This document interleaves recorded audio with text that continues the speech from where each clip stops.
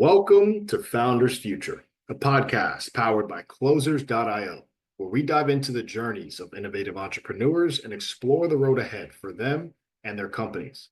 I'm your host, Jay Encarnacion, and in each episode, we uncover the stories behind impactful ventures, the challenges faced along the way, and the strategies driving their future growth.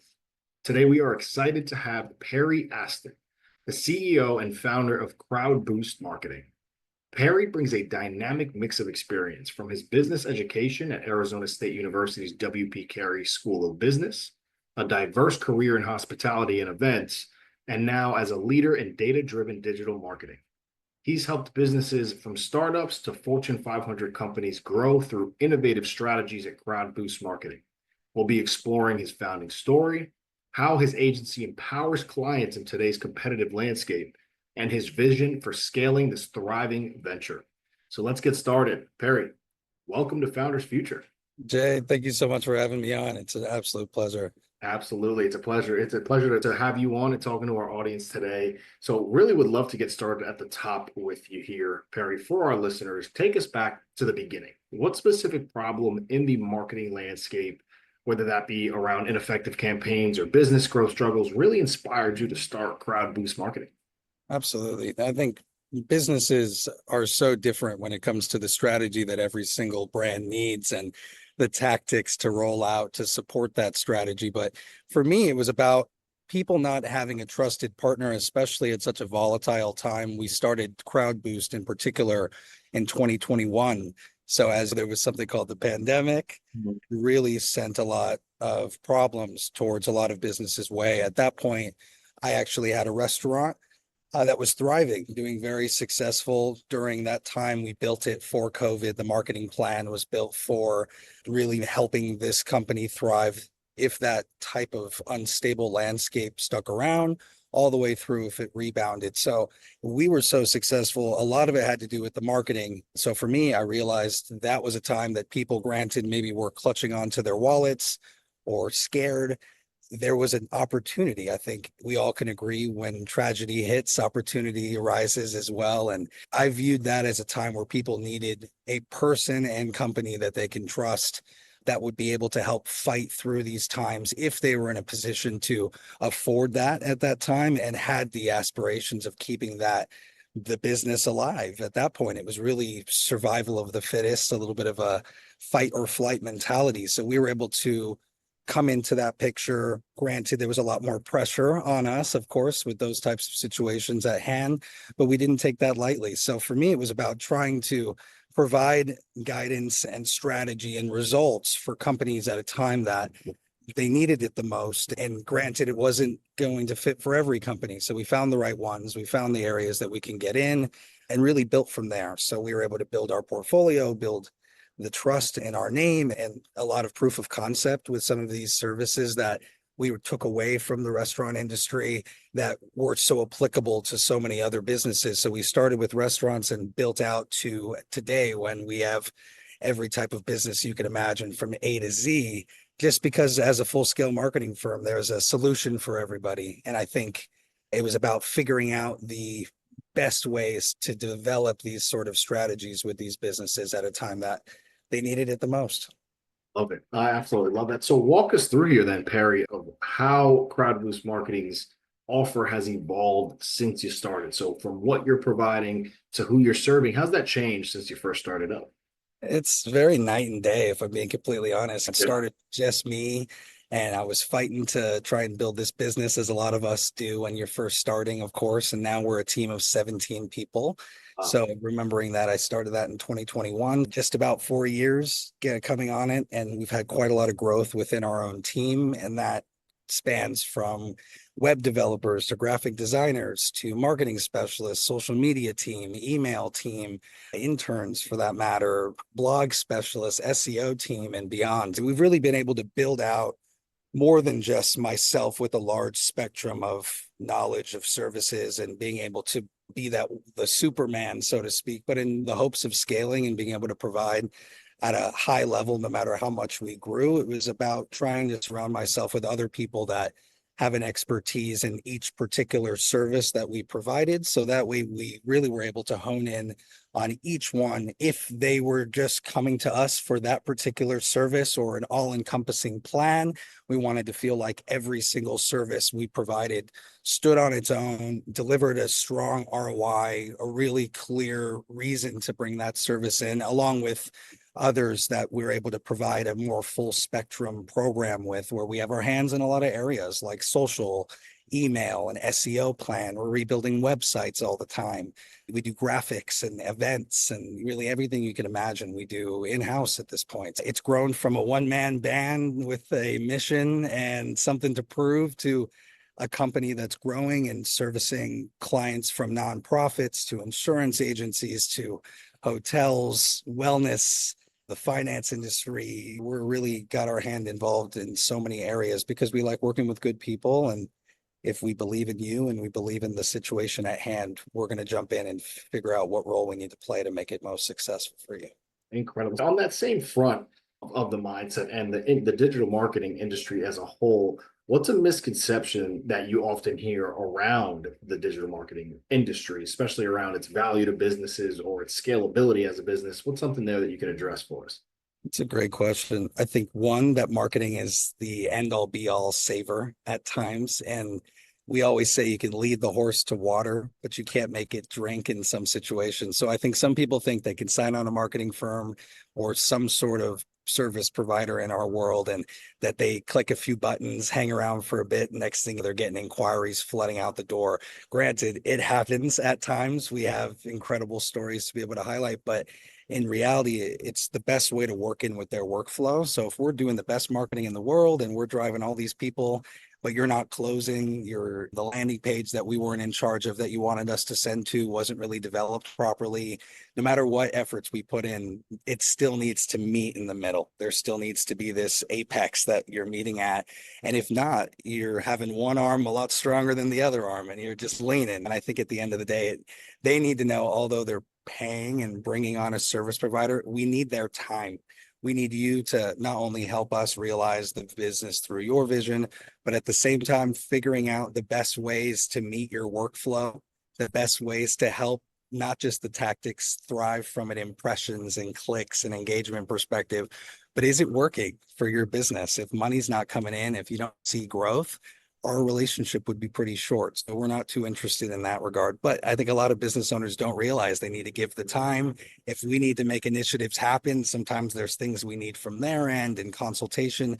And I think it's the beauty of building what we call a marketing partnership versus being a service provider, where, yeah, we could do a project and have a scope of work and get that done for you perfectly 10 out of 10 times. But traditionally speaking, that's not something rooted in an ROI based strategy. Because if it was, we need to see it through your eyes, make sure that we're seeing that ball hit the receiver's hands in the end zone and all the way there through the celebration. If we're not, we're just throwing it and shutting our eyes and hoping that it's hitting it something down there, even if it was the best throw we could have made. So I think that misconception that it's not just here's the keys, drive. At some point, it does feel like that because we've built that rapport and we have a lot of work under our belt. But know what you're getting yourself into when it comes to bringing on a marketing partner. Because if you do, you're going to find a lot of success. If don't waste your time, try it yourself. I think that's usually where we tend to figure out the most success with people, and is a misconception. At the same time, too, another big misconception, AI is here to stay, and there's nothing wrong with that at all. The more tools, the better. But I think people might think, are you obsolete or getting to that direction when it comes to certain places that you can go to for image generation or text or even building your own website for that matter, all the way through AI notes that I'm sure we're taking through this podcast here. It's a beautiful world we live in. I think a lot of marketers, depending on their mindset with it, might be more adaptable than others, but regardless, they are tools. If you give gardening shears to a full room of 10 people and tell them to go out and make that lawn look absolutely perfect, half the room's not even going to do it. The tools are there. You can do it. You absolutely can. You're choosing not to because there's other things you want to do. And there's going to be the other five that go down that venture, and very few times will they come even close to what a professional would be able to do with those same tools. So it's just more tools to the tool belt. If you have a marketer that's scared of those or trying to talk you out of the need for AI in some areas, they're ones that are trying to push against the grain. AI is not here to replace marketers. That's the misconception. And if you feel confident to use those tools, go for it. I empower you to do. I love that.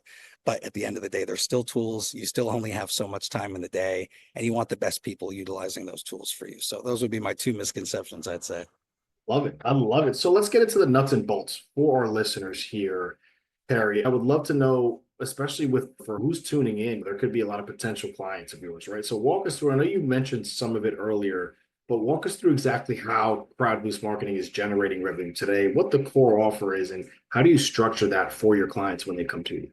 It's a great question. And for anybody listening, I think if you're going with us or any other marketing provider for that matter, people work with people. We all have a similar service that we can provide. There's going to be competition more than there ever has been in 2025 nowadays. It's about the person or people, so to speak, that you're partnering up with. If you believe in the type of connection that you have and you can tell that this is someone that really wants to run through a wall for you, the tactics that follow that are going to not only work, but are going to support a strategy that we're fighting to the death to make sure works, right? Versus if you bring on a service provider, granted, we all want scale, but there's a difference between scaling and losing intimacy and not providing the highest level of work for the clients as you grow too big, right? So you want to provide high level valued services. You want to make sure that the name brand that you're teaming up with has a good reputation, great referrals, great resources, but who are you working with? And I think that's the thing for us. We want to make sure you know that you have great people that are people at the core and marketers second. And always will make sure that when we're giving you our time and when we're giving you our expertise, that we want to know every single thing you're willing to let us in on for the vision of the business, the inner workings of it, the past relationships you've had with other service providers, the landscape of what you're currently doing and where you want to be, objectives, are there KPIs? There's so many questions, right? And not every business has all of those figured out, of course. You know, you're busy running your business, so to speak. But I think for us, it just depends on the situation we come into to ask those challenging questions, be able to really be a person for you in your corner. And then with that, you know that you're going to have a team that's waking up for you and deploying these services to try and get to the goals that you need. And I think that's the thing. You're going to find our services elsewhere, if that's social, graphic, or video, if that's photography or web development or email marketing, SEO, events marketing. There's so much that others can do just like us, but you're not going to find a harder working team and better people. I think that's the number one thing. And I partnered with my father about a year and a half ago. He had his own marketing firm. I had my own marketing firm, and we actually merged the two companies. So he's on his end of his career, of course, but it's valuable. And I think that should make people feel even more comfortable with me in particular. This is my family's livelihood. And it was not like that in the beginning. And I think that I had dreams to take it to the moon and still do. But there's a difference between that dream for you versus keeping your family fed and the future and the assets that you're able to build. I don't take any client lightly, any project lightly. We understand that people are spending their hard earned money on us to come in and try and make that multiply for them. So you'll find someone that understands the task at hand and doesn't take it lightly at all. And we have the reputation and the team and the services and everything that you need structure wise to handle, like you said earlier in the intro, anything from Janet's Cupcakes on the corner through a Fortune 500 company. And we're not going to say no to either side of the spectrum because we understand there's just a different play for each one. We can deploy the army, or we can come out with just a smaller plan for you. But we do say no to a lot of business. I think that will make people feel comfortable as well. We don't say yes to every opportunity. The ones we do that we are jazzed up about, and we are ready to rock for you and know that this is a future that we see together, not just today. So that's I think at the core value, you're going to be bringing on an A1 group of people with A1 services and a commitment to you that I would be surprised to find elsewhere. I love it. I absolutely love the passion behind how you're communicating with Thank you, Jay. it's incredible, and I can tell that you're seeing the success for a reason, right? So I do Thank truly appreciate having you on. So talk to us about, And I'm very intrigued to hear this side with how successful you are, but what's working best for the acquisition side of things? So how are you getting new clients? What obviously I would assume ads are in play, social media, referrals, word of Sure. mouth. What's that look like? The funny thing is, I think a lot of us say the shoeman's son goes with no shoes. So I Right. think when we're experts in something, the funniest thing is you come last because you're so passionate about making it work for others and the work that you bring on. We only within the last couple of years have looked in the mirror and said, okay, we need to just go a lot harder on marketing for Yeah. ourselves.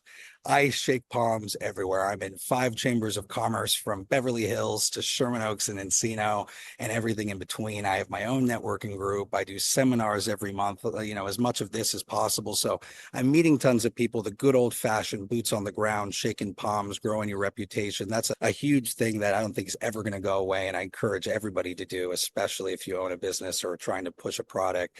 But I think for our business in particular, we have to try absolutely everything that we're recommending to our clients to really practice what we preach. And that goes to consistent email marketing. And that is from a retention perspective and keeping people in the know of what we're doing. But we use it for prospecting a lot as well, going after targeted lists with targeted messages, really trying to track that data and see who's clicking, who's opening it, when they're opening it, where they're opening it, as much as we can track and user activity as possible.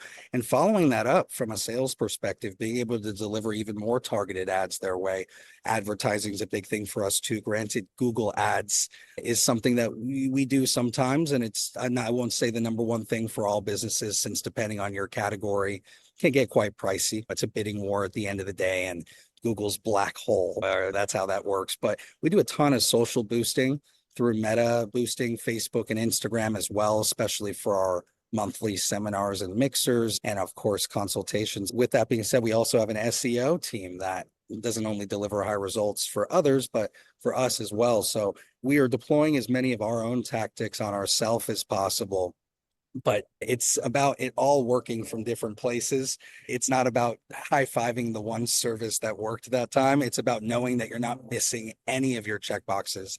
Doesn't matter if it came from the email you sent on the 30th, the post you sent on the 30th, the ad you did on the 30th, or the consistent SEO that's always cooking in the background. The fact that they're all working for you, there's never missed opportunities. And again, we're always marketing to different generations, different interests. Some people are on the phone a lot more, some people on the computer a lot more. Some are socially facing, where others may be more adept to searching on Google or receiving emails for that matter. So it's not a this or a that. It's doing everything that you can to push it out there, which is why a lot of the time we end up working with people in the subscription type of relationship where it's a monthly agreement and we have everything from an email a month for you, social posts a month for you. We do some video for you. We're doing Google business profile management for you, analytics reporting and data management. So that way we're able to combo the burger with the fries and the drink. So you get a little bit of a better value versus if you were going for every single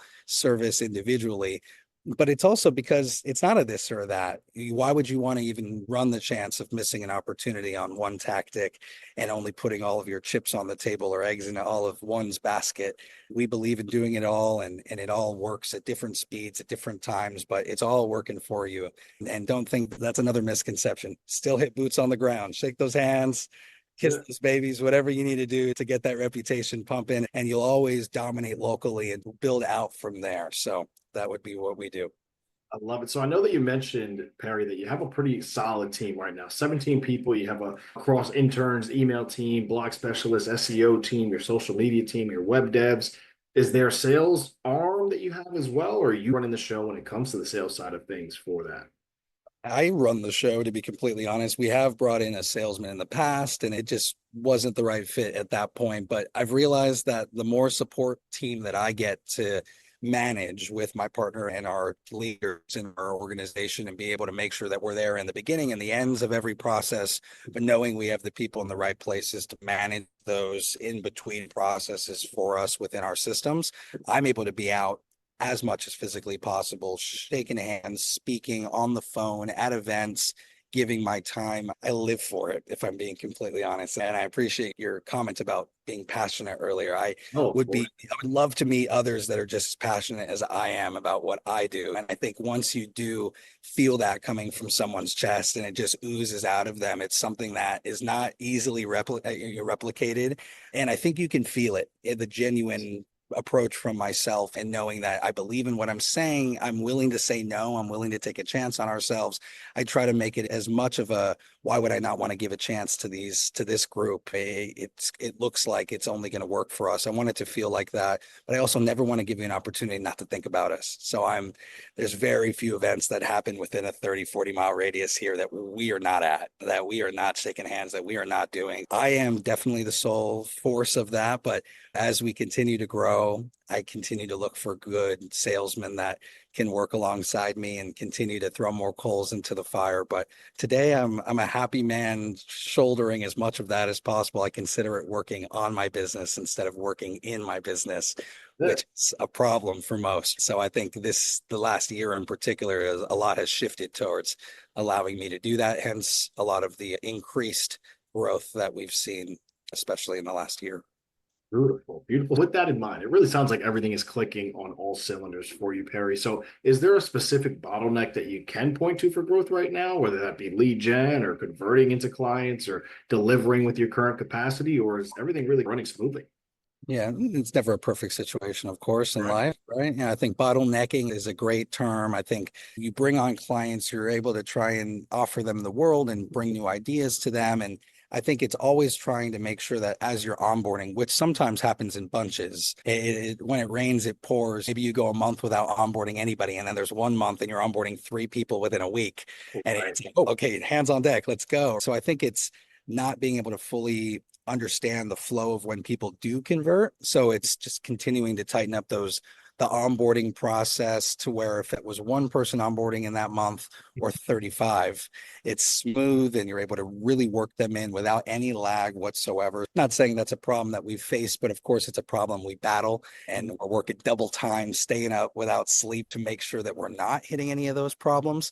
But as you continue to work out your systems and build them for scale, it's a difference between 3 and 35. And I think it's making sure that the 3 that you had, if you do expand to that 35, they still have that same feeling as when you just were onboarding 3 at once, the same commitment, the same energy, the same timeline. So it is knowing that when you scale, it's keeping it a perfect scale, which is impossible, right? But you learn your lessons and you grow. And luckily for us, we are the kind that would not sleep to make sure we get the job done. Publicly facing, we don't ever have slip ups or make anyone feel that way. It's just the internal stuff. And we've brought on that 17 people we spoke about. 3 of them are new within the last month and a half or 2 months.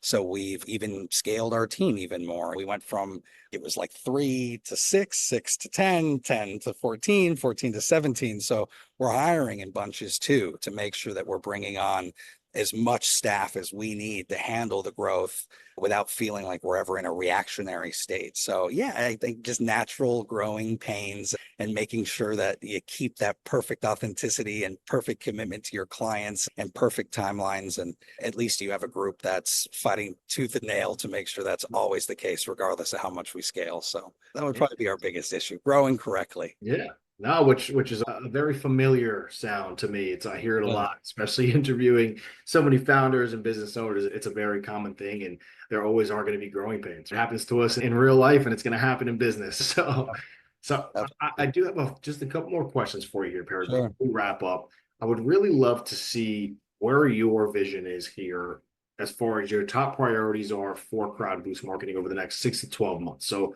whether that be a specific revenue target or impact goals, but what are you laser locked in on for the next 6 to 12 months for growing?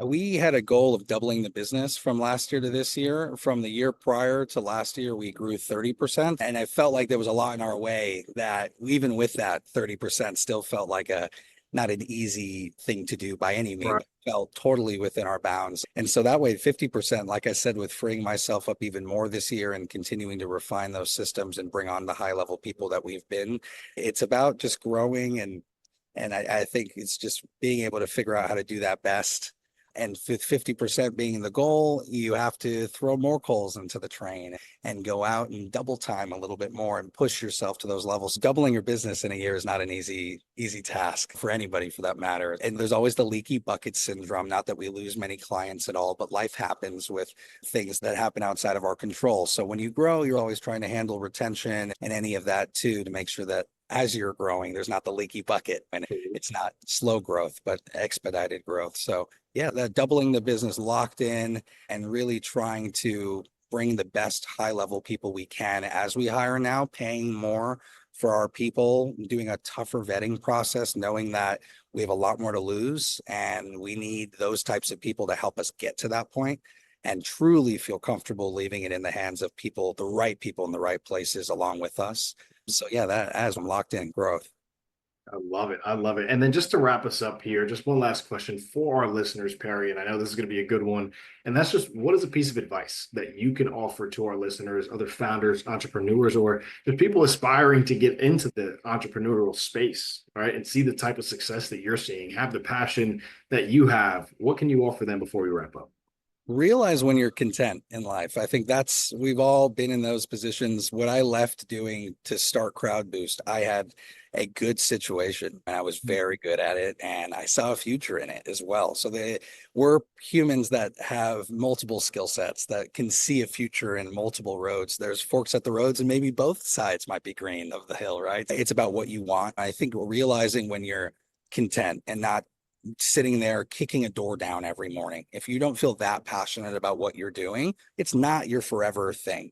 It could be perfect for where you are at that time of your life. No matter what stops along the road, you're going to find valuable lessons and mentorship and connections, and every single stop had its own purpose. But if you're realizing that you're not that passionate, I can't tell you exactly what that is for you, but it's not what you're doing at that moment. So take the time to don't just leave and quit and go to Bali and be impulsive. Keep food on the table, keep yourself straight, but make sure that is the moment that you realize. That's what it was for me. It was like a looking at myself in the mirror and was like, is this my forever? Do I feel like when I wake up, nothing else is on my mind and I really want to make this the best it can be? And I didn't at that point. I knew that I wanted to make it great and I was committed. I'm an all in or all out person in general. So for me, I knew that I was still all in. It was just, is that the most all in I can be physically? Am I as pumped and excited as physically possible? And the answer was no. So I think for me, it was figuring out exactly what that was. Figure that out for you. Take the time to dive in a little bit more to maybe those hobbies that you thought were only hobbies. Is there a way to make a living off of the things that you just naturally love? Is that hobbies or things that you do? Do you love sports? Can you get into that industry? Do you love music? Can you get into that industry? And I know those are dreams for some people there, but there's a way to make money doing what you're most passionate about. Figuring out what you're most passionate about, that's the part that most people can't pinpoint and tell you exactly unless you bring them into your mind and really let them in on the things that you love most. But in most cases, we get content. Life happens. You have a wife, you have a kid, you have a life thing that happens, and you don't want to lose that security. We get content and you don't take the risks that you know you need to take to maybe find that. And the older we get, the harder that gets. There's more on the line. There's 401ks building up. There's this, there's that with the companies that you're at. And entrepreneurship is not for everybody, SJ. So it's not me saying find the thing that you love and go out on that journey alone, because failure is high in entrepreneurship and a lot of people don't realize what they're getting themselves into from a full 360 scope. They just love selling material and don't realize that you also have to understand accounting and people management and data and this and that. And it is not an easy task, but there's no better feeling than feeling like you're doing it for yourself, doing something you love, providing value for others, and being able to provide a livelihood for your people. That is what gets me going in the morning. And knowing that when I talk, I'm not a car salesman. I'm not selling something with 0% down and you could feel the slime coming off me like you have to take a shower when you're done chatting with me. And I give my 30-second pitch. I want it to feel like when you're talking, people feel like this is what you genuinely are meant to be saying in this moment. They can feel it, they can touch it, they can see it, and people will be drawn to you for that. It's the authenticity that a lot of salesmen in particular, but business owners sometimes don't master. And it's not even about mastering it. It's just about being in the perfect place and being pumped about it. And with that, go out and share and to the world, scream from the rooftops, and you will feel like doing that. You'll feel like doing all-nighters. You'll feel like doing that stuff because you know that work is only being put in for you for the future to make your passion as successful as it can be. But do not get content. That is my advice for you. And if you are, open your eyes and figure out what's next for you. There's a brighter journey ahead. I love it. I love it. With that right there, that does wrap up another inspiring episode of Founders Future. Just want to thank you again, Perry. An incredible journey so far. Again, your energy is infectious. So grateful to have you on the show sharing your insights with us today. To our listeners, if you did enjoy this episode, which I know so many of you have, don't forget to subscribe to Founders Future wherever you listen to your favorite podcasts. You can also find more resources and insights at closers.io, where we're dedicated to helping businesses accelerate their growth through trained appointment setters and world-class marketing systems. Until then, keep climbing, and we'll see you on the next one.